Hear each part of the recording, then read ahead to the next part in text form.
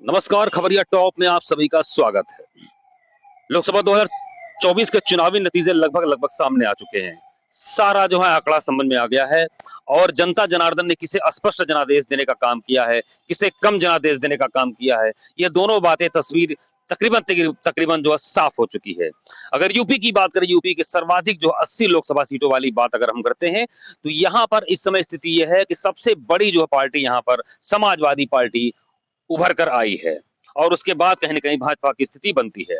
ऐसे में अगर हम ये बात करें कि आखिर में ऐसा चौंकाने वाले नतीजे जो एग्जिट पोल को पूरी तरीके से जो है दरकिनार करते हुए यह परिणाम केवल 24 घंटे के अंदर कैसे बदल गया? क्या इस बार ईवीएम दगा नहीं दे गई? यह सवाल अभी तक अबूझ बना हुआ है।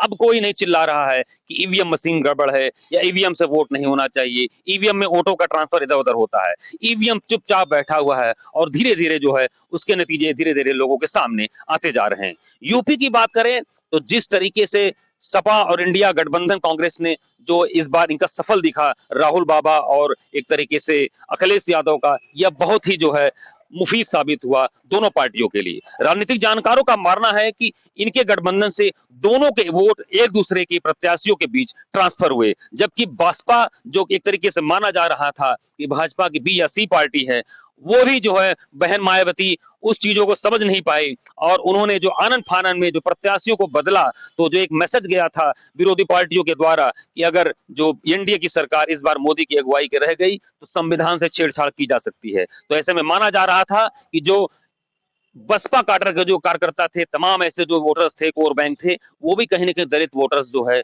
सपा इंडिया गठबंधन प्रत्याशी को धीरे-धीरे करके ट्रांसफर होते हुए चले गए, जिसका नतीजा जो है आज ओवरऑल देखने को मिल रहा है। ऐसे में यूपी में सबसे बड़े चौंकाने वाला जो एक सियासी उलटफेर देखने को मिला, वो अयोध्या सीट से मिला। लल्लू सिंह तीसरी बार यहाँ से सांसदी का चुनाव लड़ रहे थे, लेकिन वो हार चुके हैं। उन्हें सीधे तौर पर सपा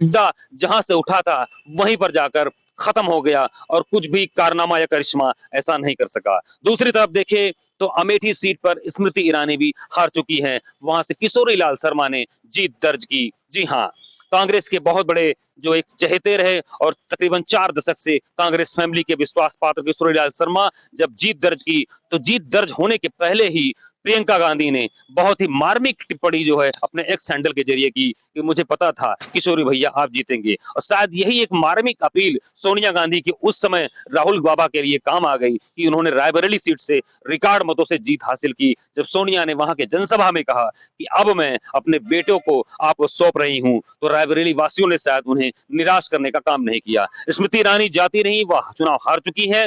इसके अलावा अगर देखा जाए तो सबसे बड़ा सियासी जो बदलाव एक देखने को मिला, चंद्रशेखर आजाद रावण नगीना सीट से अपने दम पर निर्दलीय प्रत्याशी युवा प्रत्याशी के रूप में नया चेहरा उभर कर सबके सामने आया है और वह सदन की पटल तक वहां पर पहुंचेंगे।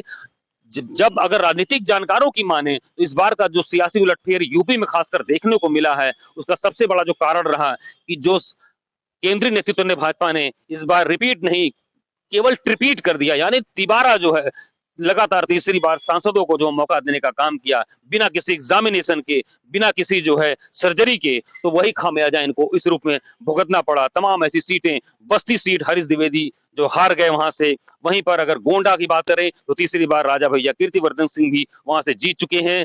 कैसरगंज सीट जो काफी हार्ड सीट मानी जा रही थी, वहां से ब्रिजभूषण शरण शरण सिंह के बेटे करण भूषण सिंह वहां से विजयी हुए हैं। बाराबंकी सीट जो है इस बार भाजपा के हाथ से फिसल गई, वहां से जो पीएल पुनिया दिग्गज कांग्रेसी नेता के बेटे तनित पुनिया ने बाजी मार ली।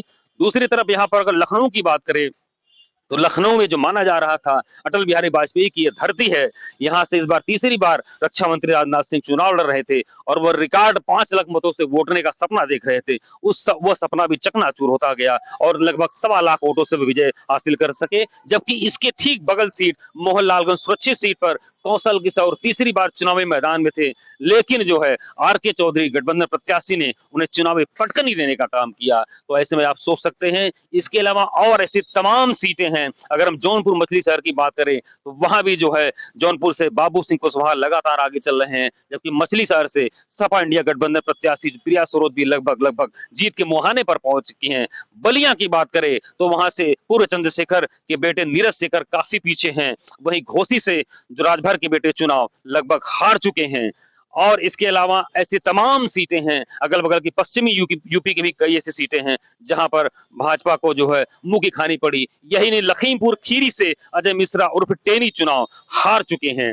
तो आप देख सकते हैं कि जो चुनावी मिजाज रहा इस बार, जो अंडर करंट माना जा रहा था, साइलेंट वोटर था, कहीं न कहीं उसने सारी चीजों को देखा और इस चीजों को समझा कि किस तरीके से उसको वोट करना है। तमाम बेहाल करने वाली गर्मी 45 से लेकर 50 डिग्री टेम्परेचर था। तो ऐसे में ये माना जा रहा था जो वोटिंग परसेंटेज इस बार यूपी में कम हुआ, वह ये मान कर चला जा रहा था कि इस बार हो सकता है कोई न कोई सियासी जो आंकड़े आएंगे वह चौंकाने वाले साबित होंगे। एग्जिट पोल इस बार फिर से धराशायी हुआ और कोई खास जो है चमत्कार नहीं दिखा पाया। तो यह माना जा रहा है कि एग्जिट पोल के जो नतीजे होते हैं वह केवल एसी चैम्बर में बैठने वाले लोगों के जो एक स्टेटमेंट होते हैं उनके आधार पर निकाले जाते हैं। लेकिन जो भारतीय लोकतंत्र में खासकर उत्तर प्रदेश, बिहार ऐसे जो जमीनी राज्य हैं, वहां की कार्यकर्ता, वहां के लोग जो है, जो कामगार लोग हैं, जो खेतिहर लोग हैं, जो किसान लोग हैं, जो वोटिंग बूथ तक जो है अपने राष्ट्रीय कर्तव्य को पूरा करने के लिए कड़ी धूप का सामना करते हुए जाते हैं, वही तय करते हैं इस देश की सरकार कौन होगी।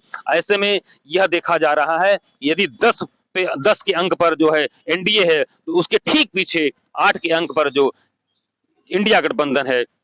और यह भी मानकर चला जा रहा है कि जो पिछले 2 बार जो है मोदी की अगुवाई में जो एक तरीके से एक छत्र राज था उनका, जो तीसरी बार अगर ये टर्म बनता है, मोदी की अगुवाई में सरकार बनती है, तो वह नजारा नहीं होगा। ऐसे में तमाम विरोध जो है सदन के अंदर दिखने पड़ेंगे और शायद जो भाजपा केंद्रीय नेतृत्व का एक सपना था कि राज्यसभा में जो है एक तरीके से अपनी संख्या बल को बढ़ाना है, ताकि तमाम इस तरीके के जो बिल हैं, जो उनके एक महत्वाकांक्षी बिल में शामिल हैं, उसको पास करा सके, वह सपना भी सपना रह गया। उस पे सोचने की जरूरत पड़ेगी अब भाजपा आला कमान को। और यह मानकर चला जा रहा है इस बार जो है, जो ये चुनावी मिजाज जो है वोटरों का देखने को मिला, वो काफी बदला हुआ नजर आया। और यही शायद भारतीय लोकतंत्र की खूबसूरती है कि कब किसे, जो कहा जाता है राजनीति जो है प्रबल संभावनाओं का खेल है और केवल आंकड़े इधर उधर होने में समय नहीं लगता। तो ये सब चीजें जो चुनावी गतिविधियों से आपको लगातार इसी तरीके से हम अपडेट करते रहेंगे, बताते रहेंगे और साथ ही साथ यह भी बताते रहेंगे कि क्या चुनावी नतीजे आने के बाद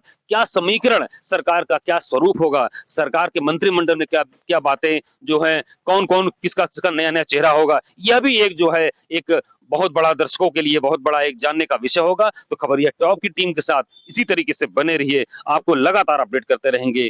खबरिया टॉप से कुमार रवि, कैमरामैन अंशु कुमार के